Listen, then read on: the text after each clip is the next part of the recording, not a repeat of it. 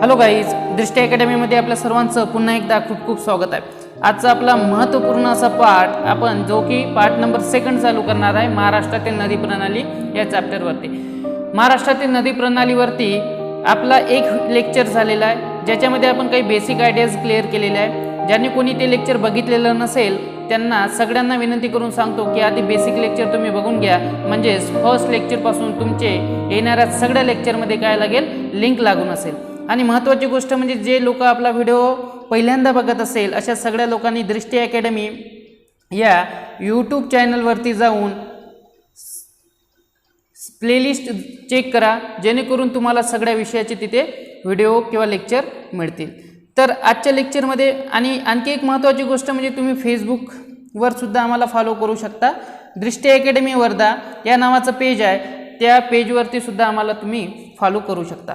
तर आजच्या लेक्चरमध्ये आपण बघणार आहोत नदी प्रणाली, आणि त्या नदी प्रणालीमध्ये महत्त्वाची नदी बघणार आहोत आपण नर्मदा नदी. तर बघा, याच्यातला पहिला पॉईंट आहे पश्चिम वाहिन्या नद्या. आता पश्चिम वाहिन्या नद्या म्हटल्यानंतर लगेच आपल्याला नद्या लक्षात यायला पाहिजे की एक नर्मदा नदी आणि दुसरी महत्त्वाची नदी म्हणजे तापी नदी. आता नर्मदा आणि ही जी तापी नदी आहे, आता पुन्हा एक नदी इथे दिलेली आहे बघा, पूर्णा नदी. आता तापी नदीची उपनदीच कोण आहे, पूर्णा नदी. बघून घ्या, नकाशामध्ये सुद्धा आपण चेक करून घेऊ. बघा, लक्ष द्या, स्पष्ट आपल्याला दिसते.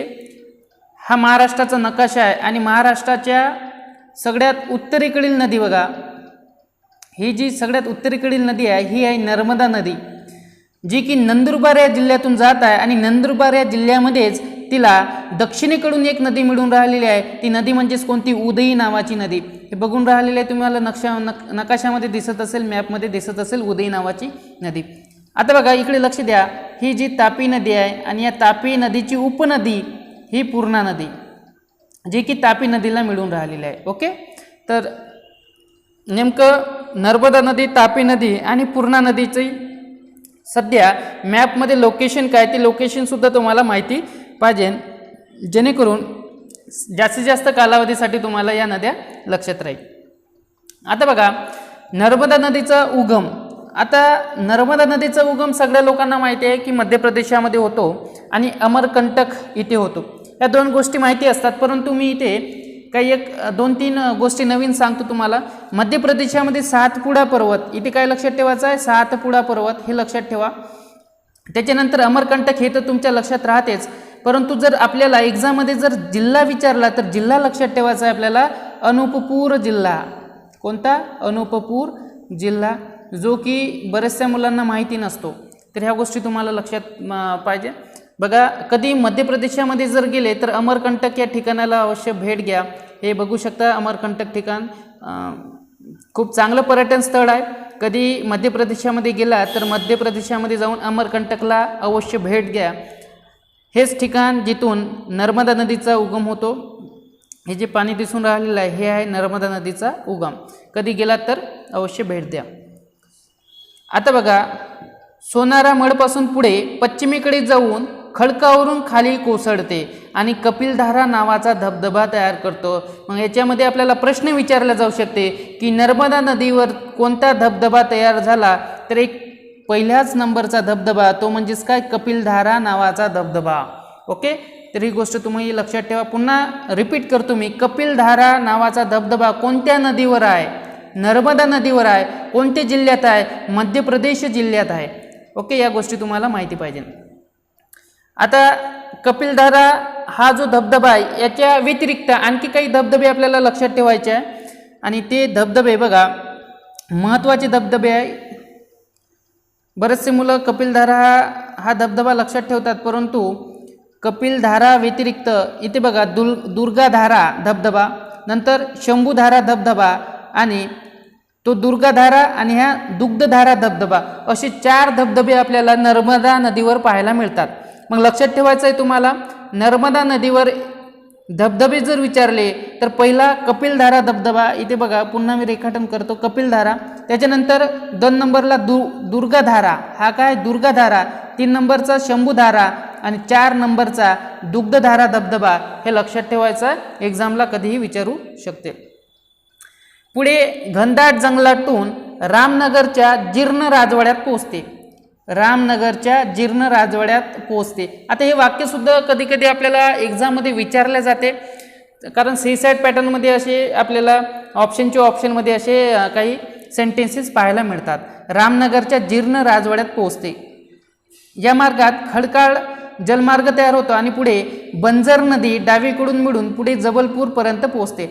आता एक बंजर नदी ही नर्मदा नदीची उपनदी आहे, हे लक्षात ठेवायचं आहे. बंजर नदी म्हटल्यानंतर लगेच आठवायला पाहिजे की नर्मदा नदीची उपनदी कोणती, तर बंजर नदी. आणि याच्या अगोदर पाहिलेलं आहे आपण की महाराष्ट्रामध्ये जो की नंदुरबार या जिल्ह्यामधून एक उदई नावाची एक दक्षिणेकडून नर्मदा नदीची उपनदी आहे.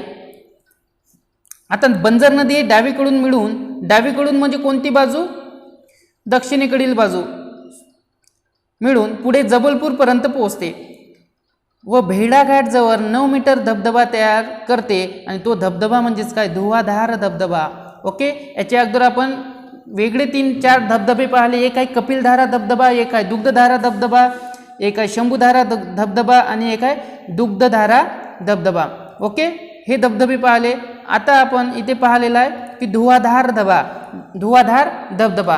आता धुवाधार धबधबा नेमकं याचं लोकेशन का असू शकते, हे लोकेशन तुम्हाला जर माहिती असेल तर जास्तीत जास्त कालावधीसाठी आपल्याला या गोष्टी लक्षात राहू शकते. बघा इथे 9 मीटर मी इथे वेगळ्या कलरने दाखवलेले आहे, त्याच्यामुळे हे 9 मीटर हे लक्षात पाहिजे तुम्हाला. 9 मीटर धबधबा तयार करते आणि त्या धबधब्याचं नाव काय, तर धुवाधार धबधबा.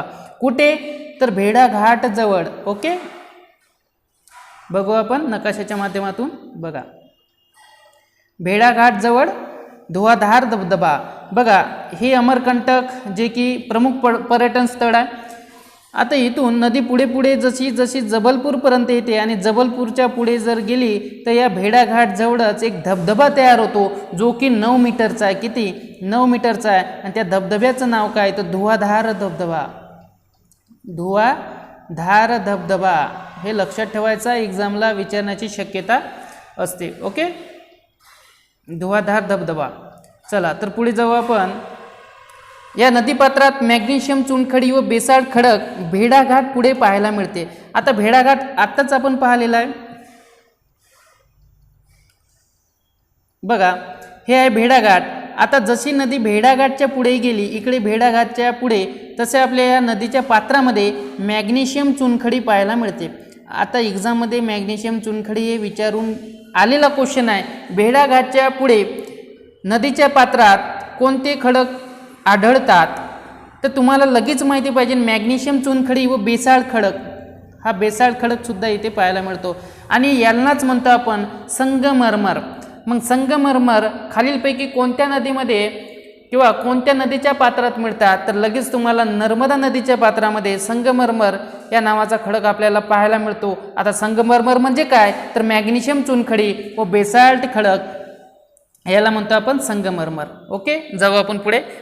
आता उत्तर भारत व दक्षिण भारताची सीमारेषा तयार करणारी नदी म्हणून ओळख आहे. आता जर तुम्हाला एक्झाममध्ये प्रश्न विचारला उत्तर भारत व दक्षिण भारताची सीमारेषा तयार करणारी नदी कोणती, तर लगेच तुम्हाला आठवायला पाहिजे हे उत्तर भारत आणि हे काय आहे दक्षिण भारत. या दोन्ही भागांना अलग करणारी नदी किंवा सीमारेषा तयार करणारी नदी, अलग तर करत नाही परंतु सीमारेषा तयार करते. आणि ती नदी कोणती, तर स्पष्ट तुम्हाला सांगता येईल नर्मदा नदी. ओके, अगदी सिंपल पॉईंट आहे. बघा नकाशामध्ये सुद्धा आपण पाहून घेऊ. बघा इथे नर्मदा नदी दिसून राहिलेली आहे. महाराष्ट्रामध्ये 54 किलोमीटर तिचा जलप्रवाह आहे. त्याच्यानंतर इथे बघा हा महाराष्ट्राचा नकाशा आहे. आता खालील जो भाग आहे हा तो आहे दक्षिणेकडील भाग आणि जो वरचा भाग आहे तो आहे उत्तरेकडील भाग. ओके, मग उत्तरेकडील आणि दक्षिणेकडील भागाची सीमारेषा तयार करणारी नदी म्हणजेच कोणती, नर्मदा नदी. आणि दक्षिणेकडून नंदुरबार या जिल्ह्यामध्ये कोणती नदी मिळून राहिलेली आहे, डाव्या भागाकडून उदई नदी. ओके, आता मला वाटते या गोष्टी तुम्ही विसरणार नाही अशी आशा करतो आणि एक्झाममध्ये जर प्रश्न आले तर तुम्हाला सुद्धा याचं अवश्य उत्तर देता येईल. ओके, जाऊ आपण पुढे. आता उपनद्या हा भाग सुद्धा महत्त्वाचा आहे. नदी प्रणाली शिकत असताना आपण नर्मदा नदीमध्ये आहोत आणि नर्मदा नदीच्या उपनद्या आता आपण बघणार आहोत. पहिले तर तुम्हाला माहिती पाहिजे की सातपुडा पर्वत आणि विंध्य पर्वत याचं नेमकं स्थान काय आहे? कारण सातपुडापासून सातपुडामधून उगम पावणाऱ्या नद्या आणि विंध्य पर्वतामधून उगम पावणाऱ्या नद्या ह्या नर्मदा नदीच्या सगळ्या काय उपनद्या आहे. मग डावीकडून कोणत्या नद्या आहे, उजवीकडून कोणत्या नद्या मिळतात, हे सहज तुम्हाला लक्षात येऊन जाईल. पहिले तर आपण पाहू, आपण सातपुडा पर्वत आणि विंध्य पर्वत नेमकं याचं लोकेशन काय असू शकते. बघा, हा आहे नकाशा कशाचा, महाराष्ट्राचा. स्टेट कोणता आहे, महाराष्ट्र. हे सांगण्याची गरज नाही की नकाशा मॅप कोणत्या स्टेटचा आहे, महाराष्ट्राचा. सगळ्या मुलांना बेसिक तर माहीतच असेल. चलो, का म्हटलेलं आहे मागच्या पॉईंटमध्ये बघा, सातपुडा पर्वत आणि एक विंध्य पर्वत. नेमका आता सातपुडा पर्वत सुद्धा आपण पाहून घेऊ. आता बघा, थोडं व्ह्यू करतो मी म्हणजे तुम्हाला स्पष्ट दिसेल. हा आहे सातपुडा पर्वत, दिसला का, सातपुडा पर्वत. ओके. आता इथे आणखी एक महत्त्वाची गोष्ट मी तुम्हाला सांगतो. सातपुडा पर्वताच्या जो उत्तरेकडील भाग आहे तो काठी धळगाव पठार म्हणून ओळखला जातो. म्हणजेच काठी धळगाव पठार कुठे, तर सातपुडा पर्वताच्या वरचा भाग म्हणजेच उत्तरेचा भाग हा काठी धळगाव पठार. हे तुम्हाला दिसत असेल रेड अक्षरामध्ये. आणि ब्लॅक अक्षरामध्ये बघा, त्याच्या खालीच काय, अक्राणी डोंगर रांग्या. आता अक्राणी डोंगर रांगा कुठे, तर नंदुरबार जिल्ह्यात. आणि काठी धळगाव पठार कुठे, तर नंदुरबार जिल्ह्यात. हे तुम्हाला माहिती पाहिजे. ओके, स्पष्ट मी तुम्हाला इथे पुन्हा क्लिअर सांगतो. जो सातपुडा पर्वत आहे त्याच्या उत्तरेकडील भाग काठी धळगाव पठाराचा आहे आणि दक्षिणेकडील भाग तो अक्राणी डोंगर रांगाने पाहायला मिळतो. ओके, हा अक्राणी डोंगर रांगा आपल्याला इथे स्पष्ट दिसते. ओके, हा झाला सातपुडा पर्वत जो की आपल्याला स्पष्ट दिसून राहिलेला आहे. आणि याच्या वरचा भाग आता वर कोण आहे, एक तर गुजरात आहे, त्याच्यानंतर राजस्थान आहे, इकडे मध्य प्रदेश आहे. ओके, तर याच्या वरचा जसा भाग आहे तो तिथे विंध्य पर्वत आहे. तो मॅपमध्ये मी दाखवलेला नाही आहे, परंतु तुम्ही एक लक्षात घ्या की सातपुडा पर्वताच्या उत्तरेचा भाग आणि ही जी नर्मदा नदी इथून जाऊन राहिली अशी, याच्या वरचा भाग म्हणजेच काय, विंध्य पर्वत. आता पाहू आपण याच्या उपनद्या. आता लक्षात राहील, सातपुडा पर्वत नर्मदा नदीच्या दक्षिणेकडे आहे आणि विंध्य पर्वत नर्मदा नदीच्या वरच्या भागामध्ये म्हणजेच उत्तर भागामध्ये. मग आता डावी बाजू कोणती, तर दक्षिणेकडील काय डावी बाजू, आणि उजवी बाजू कोणती, तर उत्तरेकडील उजवी बाजू. आता उपनद्या पाहू आपण. बघा, सातपुडा पर्वतामधून म्हणजे काय, या पर्वतामधून उगम पावणाऱ्या नद्या ज्या की नर्मदा नदीच्या उपनद्या आहे. बघा, गजल, तवा, दुधी, शक्कर आणि शेर. लक्षात राहील. गजल, पुन्हा रिपीट करतो, गजल, त्याच्यानंतर तवा, दुधी, शक्कर, शेर. गजल म्हणा, गाणे म्हणा. तावावरून लक्षात ठेवू शकता दुधावरून दुधी, साखरवरून शक्कर आणि वाघावरून शेर लक्षात ठेवा. आता बघा, उत्तरेकडून म्हणजे ज्या विंध्य पर्वतामध्ये उगम पावतात त्या नद्या आणि नर्मदा नदीच्या उपनद्या, अशा नद्या तुम्हाला लक्षात ठेवायचं आहे. करम, बारणा, लोहार आणि हिरण. पुन्हा सांगतो, करम, बारणा, लोहार, हिरण. करम, बारणा, लोहार, हिरण. करम, बारणा, लोहार, हिरण या नद्या तुम्हाला लक्षात ठेवायच्या आहे. ओके, जाऊ आपण पुढे. हे मॅप दिलेला आहे जो की नर्मदा नदीचा मॅप आहे. इथे तुम्ही रीड करू शकता. ओके, काही गोष्टी मी याच्यातल्या पुढे तुम्हाला सांगणारच आहे. बघा, आता महत्त्वाचं टॉपिक आहे. नर्मदा नदीवरील काही मंदिरे आहे, ते मंदिर विचारतं आपल्याला. मग अमरकंटक हे मंदिर कोणत्या नदीवर आहे, नर्मदा नदीवर. दिसते का अमरकंटक? बघा, चष्मा लावून बघायचं, दिसत नसेल तर. अमरकंटक हे ठिकाण नर्मदा नदीवर आहे. शुक्लतीर्थ हे ठिकाण कोणत्या नदीवर आहे, नर्मदा नदीवर आहे. शुक्लतीर्थ हा शुक्ल तारा आणि तिथे लावाचा तीर्थ, शुक्लतीर्थ नर्मदा नदीवर आहे. ओंकारेश्वर हे मंदिर सुद्धा नर्मदा नदीवर आहे. सिद्धेश्वर हे मंदिर सुद्धा नर्मदा नदीवर आहे. बघा, माझा मित्र होता एक सिद्धेश्वर नावाचा, त्याचं नाव काय, सिद्धेश्वर. तर मी काही गोष्टी लक्षात ठेवण्यासाठी मी अशा काही गोष्टीचा उपयोग करतो. ओके, सिद्धेश्वर माझा मित्र, जे की मंदिर आहे, आणि मंदिर हे सिद्धेश्वर नावाचं मंदिर नर्मदा नदीवरती आहे. आणि आणखी एक मित्र होता ज्याचं आडनाव ओंकार होतं. मग ओंकारेश्वर हे मंदिर कुठे आहे, नर्मदा नदीवर. महेश या नावावरून तुम्ही लक्षात ठेवू शकता. आता याच्यातले असे नाव आहे की माझ्या मित्रासोबत मिळते जुळते नाव आहे महेश्वर. त्याच्यानंतर 64 योगिनीचे मंदिर. आता हा प्रश्न आपल्याला एक्झामला येऊन गेलेला आहे. 64 योगिनीचे मंदिर नेमके कोणत्या नदीवर आहे, तर नर्मदा नदीवर आहे, हे तुम्हाला स्पष्ट सांगता येते. आता हे मंदिर पाठ करून काही फायदा नाही, कारण आता एक्झाममध्ये जर विचारलं तुम्ही इझिली सांगू शकता अमरकंटक, त्याच्यानंतर शुक्लतीर्थ, ओंकारेश्वर, सिद्धेश्वर, महेश्वर, 64 योगिनीचे मंदिर कोणत्या नदीवर आहे, तर डायरेक्टली तुम्ही सांगू शकता सर नर्मदा नदीवर आहे. परंतु जर तुम्हाला जर एक्झाममध्ये जर क्रम विचारला तर तेव्हा काय कराल, कारण नदी पाठ करून घ्याल तुम्ही परंतु क्रम मात्र विसरून जाल. तर आता मी इथे काही तुम्ही नोटीस केलं असेल तर इथे मी एक वेगळा कलर यूज केलेला आहे. ओके, दिसते का कलर, बघा बघा, हे अमरकंटक एक आहे वेगळ्या कलरने दाखवलेलं आहे मी, ओंकारेश्वर वेगळ्या कलरने दाखवलेला आहे, महेश्वर हे वेगळ्या कलरने दाखवलेलं आहे. आणि महत्त्वाची गोष्ट म्हणजे नदी ही पूर्वेकडून पश्चिमेकडे वाहते आणि पूर्वेकडून पश्चिमेकडे मंदिरांचा योग्य क्रम कोणता, तर हा पूर्वेकडून पश्चिमेकडे जाणारा योग्य क्रम आहे अमरकंटक, ओंकारेश्वर, महेश्वर. काय लक्षात ठेवायचं आहे, अमरकंटक, ओंकारेश्वर आणि महेश्वर. आता अमरकंटक आणि ओंकारेश्वरच्या मध्ये शुक्लतीर्थ आहे आणि ओंकारेश्वर महेश्वरच्या मध्ये सिद्धेश्वर नावाचं ठिकाण आहे. आणि 64 योगिनीचे मंदिर सगळ्यात शेवट लक्षात ठेवा. ओके, मला वाटते लक्षात राहील. आता स्टार पॉईंट काय लक्षात ठेवायचा आहे, अमरकंटक, त्याच्यानंतर ओंकारेश्वर येते आणि त्याच्यानंतर काय ते महेश्वर हे ठिकाण येते. ओके, तर हा क्रम तुम्हाला महत्त्वाचा आहे. इथे आपण नकाशामध्ये सुद्धा बघून घेऊ आपण, म्हणजेच काही गोष्टी तरी लक्षात राहील. बघा दिसते का अमरकंटक, बघा हे अमरकंटक ठिकाण आहे. अमरकंटक पुढे आता जबलपूर, भेड़ाघाट, आपण धबधबा पाहिला ना धुवाधार धबधबा, हे इथेच आहे जबलपूर आणि भेड़ाघाट जवळ. आता पुढे पुढे गेलं तर ओंकारेश्वर हे ठिकाण लागते, ओंकारेश्वर. आणि पुढे गेलं तर महेश्वर. आणि पुढे जर गेलं तर मी इकडे गुजरातमधून भरूच, पहिले राजपीपला इथे जाते, त्याच्यानंतर भरूच या ठिकाणी नदी अरबी समुद्राला जाऊन मिळते. ओके, तर इथे बघा काही मी गोष्टी सांगतो. असं आपल्याला टोटल वर्ग किलोमीटर किती असा जर प्रश्न विचारला तर आपल्याला इथे स्पष्ट सांगता येईल.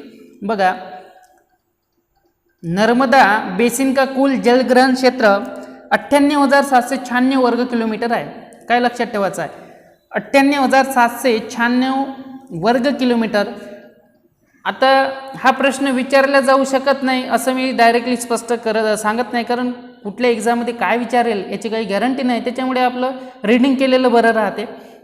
ओके, नाही का, चलो हां कुठे आलो आपण, अमरकंटक हे सिटी पाहिली. बघा पुन्हा क्रम सांगतो मी, अमरकंटक, ओंकारेश्वर, महेश्वर आणि तिकडे काय आहे ही सिटी आपल्याला लक्षात ठेवायची आहे 64 योगिनीचे मंदिर. ओके, आता ही नर्मदा नदी आपल्या उगमाच्या ठिकाणापासून जसजशी पुढे पश्चिमी दिशेने जाते तसे मध्य प्रदेशामध्ये, गुजरात, महाराष्ट्र, छत्तीसगडचा काही भाग मधून प्रवास करत असते.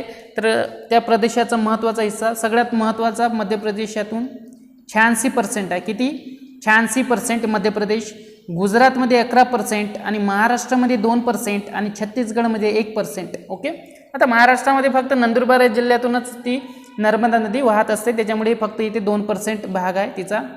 सगळ्यात जास्त कुठे तर मध्य प्रदेश. क्रमही विचारते आपल्याला, जोड्या लावाही विचारू शकते, नाही का. म्हणजेच नर्मदा नदी त्याच्या हिस्स्यानुसार चढता क्रम लावा किंवा उतरता क्रम लावा तर लगेच आता मध्य प्रदेश, त्याच्यानंतर गुजरातमध्ये किती 11%, महाराष्ट्रात 2%, छत्तीसगडमध्ये किती 1%. ओके, चला इथे एक नोटसुद्धा आहे, ते सुद्धा नोट वाचून घेऊ आपण आणि लगेच जाऊ पुढे. बघा नोट काय म्हणते, बघा 2013 में वाशिंगटन डीसी स्थित वर्ल्ड रिसोर्सेज इंस्टीट्यूट की एक रिपोर्ट में नर्मदा बेसिन को विश्व के 100 सबसे बड़े सर्वाधिक जल तनाव वाले 16 नदी बेसिनों में शुमार किया है. ओके, आता हे एक 2013 मध्ये एक असा रिपोर्ट आलेला होता, जे की वॉशिंग्टन डीसी एक इन्स्टिट्यूट आहे, वर्ल्ड रिसोर्स इन्स्टिट्यूट. ओके, त्याच्यामध्ये ही नदी सामील केल्या गेलेल्या आहे. म्हणजे 100 सगळ्यात मोठ्या नद्यामध्ये या जलतणाव म्हणजे सर्वाधिक जलतणाव कोणत्या नदीमध्ये आहे तर नर्मदा नदीमध्ये. आणि 16 जे नदी बेसिन आहे त्याच्यामध्ये या नदीचा ॲड केलेला आहे. ओके, जाऊ आपण पुढे. बघा नदी प्रणाली आपण पाहून राहिलेलो आहोत, ज्याच्यामध्ये आत्ताच पाहिलेलं आहे आपण नर्मदा नदीवर अमरकंटक, ओंकारेश्वर, महेश्वर, जे की पूर्वेकडून पश्चिमेकडे क्रमानुसार हे मंदिरं आपल्याला पाहायला मिळतात. शुक्लतीर्थ, सिद्धेश्वर, 64 योगिनीचे मंदिर हे तर नर्मदा नदीवर वसलेले आहे, हे सुद्धा आपल्याला लक्षात ठेवायचं आहे. महाराष्ट्रामध्ये नंदुरबार या जिल्ह्यातून आणि गुजरातमध्ये राजपिपला आणि भरूच या ठिकाणामधून ही नदी वाहत असते. तसेच आपल्याला जिल्हेसुद्धा लक्षात ठेवायचे आहे, महाराष्ट्रातील नंदुरबार, गुजरातमधील राजपिपला आणि भरूच. ओके, तो गुजरातमधली 2 नदी आहे, महाराष्ट्रामधली 1 जिल्हा आहे. ओके, चल पुढे जाऊ आपण. तोच नकाशा आहे आपला नर्मदा नदीचा, जे की नंदुरबार या जिल्ह्यामधून जाते, आताच पाहिलेला आहे. आणि नंदुरबार जिल्ह्यातून हिला उदय नावाची नदी येऊन मिळते आणि पुढे प्रवेश करते गुजरात या ठिकाणी. ओके, जाऊ आपण पुढे. आता हा स्टार पॉईंट एक लक्षात ठेवायचा आहे तुम्हाला. नर्मदा नदीची एकूण लांबी जर विचारलं तर ती किती आहे? 1312 किलोमीटर. किती? 1312 किलोमीटर. व महाराष्ट्रातील लांबी जर विचारली तर किती लक्षात ठेवाल? 54 किलोमीटर, म्हणजेच 54 किलोमीटर. ओके, बघा आणखी काही स्टार पॉईंट मी तुम्हाला इथे सांगतो. आता नर्मदा नदी, ज्याच्यामध्ये आपण मध्य प्रदेशामधील 86% भाग इतका नर्मदा नदीने व्यापलेला आहे. म्हणजे सगळ्यात मोठा भाग कोणत्या स्टेटचा व्यापलेला आहे तर मध्य प्रदेश, त्याच्यानंतर गुजरात येते, त्याच्यानंतर महाराष्ट्र येते आणि त्याच्यानंतर छत्तीसगडमध्ये 1%, महाराष्ट्रामध्ये 2% आणि 11% कुठे आहे? गुजरातमध्ये. आणि मध्य प्रदेशमध्ये आताच सांगितलं मी 86%. ओके, आता मध्य प्रदेशमधले बघा टोटल जिल्हे किती आहे? 15 जिल्हे. ओके, तर हा प्रश्न आपल्याला विचारला जाऊ शकते. लांबी आताच पाहिले आपण 1312 किलोमीटर लांबी आहे. फक्त मध्य प्रदेशामधली लांबी किती तर 1077. काय लक्षात ठेवायचं आहे? 1077 किलोमीटर फक्त मध्य प्रदेशमधली. आणि जर फक्त महाराष्ट्रामधली जर विचारलं तर महाराष्ट्रामधली किती लक्षात ठेवा तर 54 किलोमीटर ही महाराष्ट्रातील लांबी आहे. ओके, या गोष्टी तुम्हाला माहिती पाहिजे. आता बघा सहाय्यक नदी, महाराष्ट्रात एकूण सहाय्यक नद्या किती तर 41 आहे, ज्याच्यामध्ये 22 आणि 19 असा त्याच्यामध्ये फोड केलेली आहे. तर ह्या गोष्टी तुम्हाला लक्षात पाहिजे.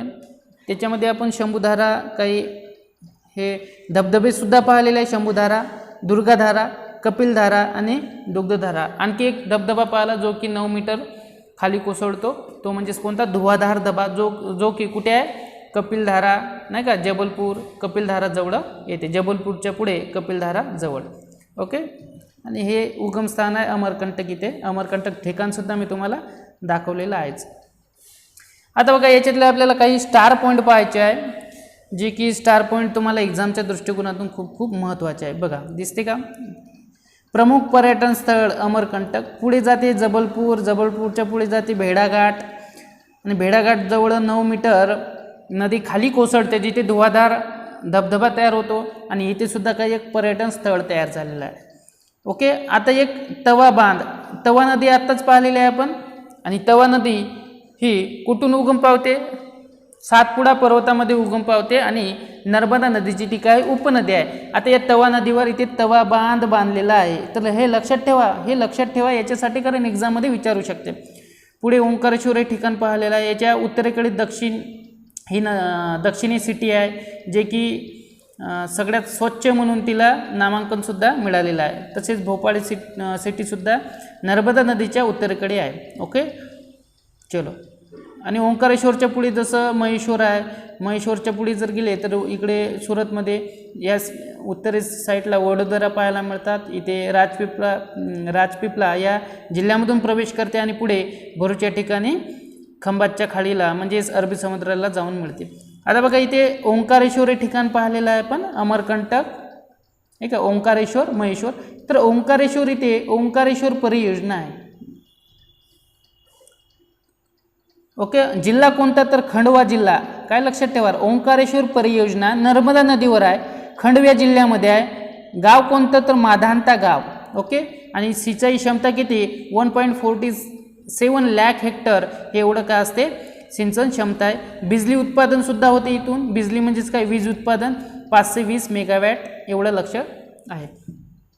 आता पुन्हा इथे आपल्याला काही महत्त्वाची गोष्ट दिसते. इथे जो स्टार पॉईंट दिसून राहिलेला आहे जबलपूरच्या पुढे आणि भेड़ाघाटच्या मागे, ओके, म्हणजे जो आपला इथे धुवाधार धबधबा तयार होतो, हे जे पर्यटन स्थळ आहे त्याच्या मागे हे वरंगी बांध आहे.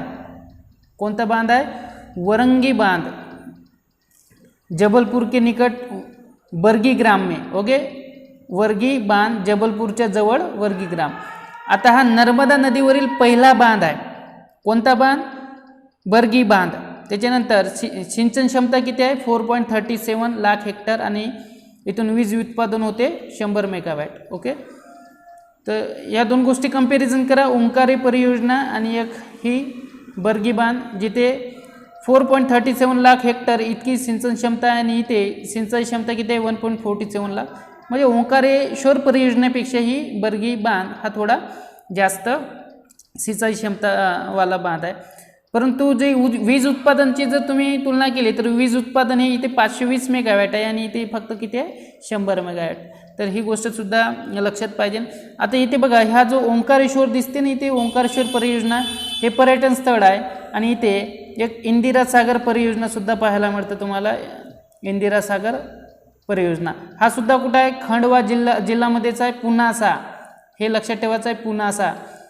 आणि बिजली क्षमता किती? तर 1000 मेगावॅट ही काय आहे? बिजली क्षमता. ओके, तर या गोष्टी सगळ्या तुम्हाला लक्षात ठेवायच्या आहे. मला असं वाटतं की आजच्या लेक्चरमध्ये तुम्ही बऱ्याचशा गोष्टी शिकलेल्या आहे आणि बऱ्याचशा गोष्टी अंडरस्टँडिंग तुम्हाला झालेल्या आहे. तर एक महत्त्वाचा प्रश्न तुमच्यासाठी मी विचारतो आणि त्या प्रश्नाचं उत्तर तुम्हाला कमेंट बॉक्समध्ये द्यायचं आहे. ओके, आता नर्मदा नदीला आणखी कोणत्या नावाने ओळखले जाते? काय म्हटलेला प्रश्न काय? नर्मदा नदीला आणखी कोणत्या नावाने ओळखल्या जाते? इथे ऑप्शन दिलेला आहे. पहिला आहे रेवा, दुसरा आहे अमरजा, तिसरा आहे मेकल कन्या आणि चौथा आहे यापैकी सर्व. ओके, तर या प्रश्नाचं उत्तर तुम्हाला द्यायचंच आहे आणि आणखी कोणत्या नावाने ओळखल्या जाते ते नावसुद्धा सांगायचं आहे तुम्हाला. आणि पुढच्या लेक्चरमध्ये अवश्य मी ज्या लोकांनी ॲन्सर दिलेलं आहे त्याचं नावसुद्धा घेणार आहोत. ओके, तर या प्रश्नाचं उत्तर तुम्ही अवश्य द्या. तर चला, हा होता आपला नर्मदा नदी आणि नर्मदा नदीचा संपूर्ण प्रवास. आणि एक्झामच्या दृष्टिकोनातून हे टॉपिक खूप महत्त्वाचे आहे. जसे MPSC झालं, त्याच्यानंतर STI PSI, नंतर ASO असिस्टंट, त्याच्यानंतर तलाठी, ग्रामसेवक, पोलीस भरती, स्टेट गव्हर्नमेंटल्या इतर ज्या काही एक्झाम असतात त्या एक्झाममध्ये आपल्याला याच्यावरती प्रश्न विचारत असतात. पुन्हा एकदा सांगतो, ज्या मित्रांनी आपल्या चॅनलला सबस्क्राईब केलेलं नसेल अशा सगळ्यांना विनंती करून सांगतो की चॅनलला सबस्क्राईब करा. कारण इथे दृष्टी अकॅडमीच्या प्लेलिस्टमध्ये जर तुम्ही पाहिली असेल तर सगळे व्हिडिओ डिटेल्समध्ये घेतलेले आहे आणि याचा लाभसुद्धा तुम्हाला येणाऱ्या एक्झाममध्ये अवश्य होईल. ओके, तर भेटू आपण पुढच्या सेशनमध्ये. Till good day and goodbye. Thank you.